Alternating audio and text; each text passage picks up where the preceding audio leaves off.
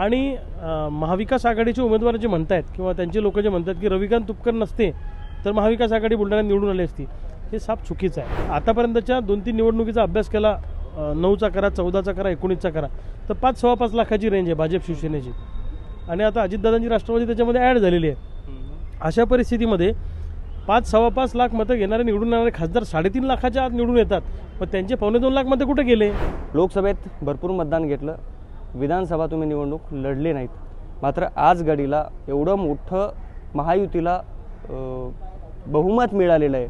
विरोधामध्ये विरोधक हे फार त्यांचं खचीकरण झालेलं आहे, कोणी बोलायला तयार नाही. शेतकरी म्हणतात आमचे प्रश्न कोणी मांडायला तयार नाही आहे. रविकांत तुपकर सध्या काय करतायत, कुठल्या विचारात पडलेले आहेत रविकांत तुपकर? नाही, असं की मी 2.5 लाख मतं घेतले म्हणजे खूप काही पराक्रम केला असं नाही. खरं तर मी जिंकण्यासाठी निवडणूक लढलो, मतं घेण्यासाठी निवडणूक मी लढलोच नाही. मुळामध्ये महाविकास आघाडीच्या सोबत जाण्याची तेव्हा पण आमची इच्छा होती, पण तेव्हाही उद्धव ठाकरेंनी आम्हाला फाटावर मारलं आणि अपक्ष निवडणूक शेतकऱ्यांनी मला लढवायला लावली. एक तगडी फाईट आम्ही दिली, तिरंगी लढत झाली. आणि महाविकास आघाडीचे उमेदवार जे म्हणतात किंवा त्यांचे लोक जे म्हणतात की रविकांत तुपकर नसते तर महाविकास आघाडी बुलढाण्यात निवडून आली असती, हे साफ चुकीचं आहे. वारंवार असा नॅरेटिव्ह सेट केला जातो. मी जर लोकसभेच्या निवडणुकीत नसतो तर आत्ता जे मंत्री झाले प्रतापराव जाधव किंवा खासदार होऊन मंत्री झाले ते 2 लाखाच्या फरकाने निवडून आले असते.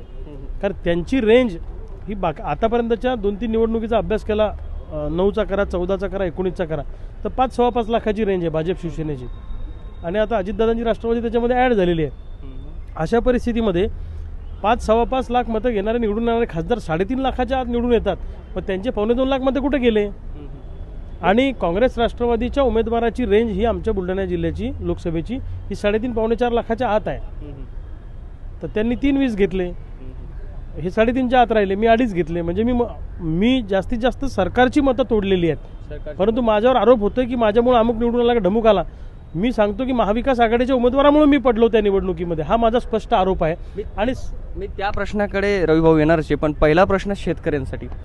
तुम्ही सध्या काय करता? तुम्ही आता तुमचं क्रांतिकारी शेतकरी संघटना काढलेली, त्या संघटनेचं काय काम, काय स्टेटस आहे सध्या?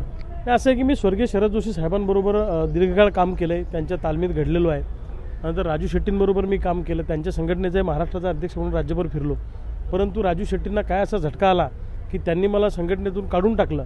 माझी काहीच चूक नव्हती, मी शेतकऱ्यांचेच प्रश्न घेऊन लढत होतो, पण त्यांना मी कदाचित नको असेल. मग माझ्यासमोर संघटना काढण्यापलीकडे पर्याय नव्हता. एक तर एखाद्या राजकीय पक्षात जाणे किंवा शेतकऱ्यांसाठी नवीन प्लॅटफॉर्म उभा करणे हा पर्याय होता. म्हणून मी विधानसभेच्या तोंडावर क्रांतिकारी शेतकरी संघटना नावाची संघटना स्थापन केली आणि या संघटनेच्या माध्यमातून आता महाराष्ट्रात आमचं काम सुरू आहे. सध्या मी विधानसभेच्या निवडणुकीमध्ये मी तटस्थ भूमिका घेऊन होतो, कारण मला यांनी शब्द दिला महाविकासने, नंतर तो फिरवला, त्याच्यावर आपण बोलूच. परंतु माझ्यासमोर पर्याय नव्हता. माझ्या लोकांनी सांगितलं अपक्ष निवडणूक लढवायची नाही. माझ्यासारख्या कार्यकर्त्यांनी 6 महिन्यात 2 अपक्ष निवडणुका लढणं, आर्थिकदृष्ट्या मी काही सक्षम तेवढा नाही आहे. माझ्या एवढी शेतात काम करतात, म्हणून सगळ्यांनी सांगितलं अपक्ष लढून जीव घ्यायचा नाही, आपल्याला जिंकायसाठी लढायचं आहे. म्हणून आम्ही तटस्थपणाची भूमिका घेतली, कारण सगळ्याच पक्षाचे शेतकरी आमच्याशी अटॅच आहेत. हा झाला निवडणुकीचा भाग.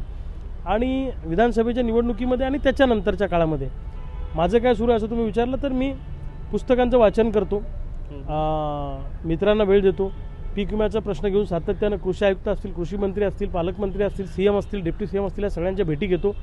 मधल्या काळात आम्ही काही आंदोलनं पीक विम्याच्या प्रश्नावर केली. सोयाबीनला भाव फरक दिला पाहिजे.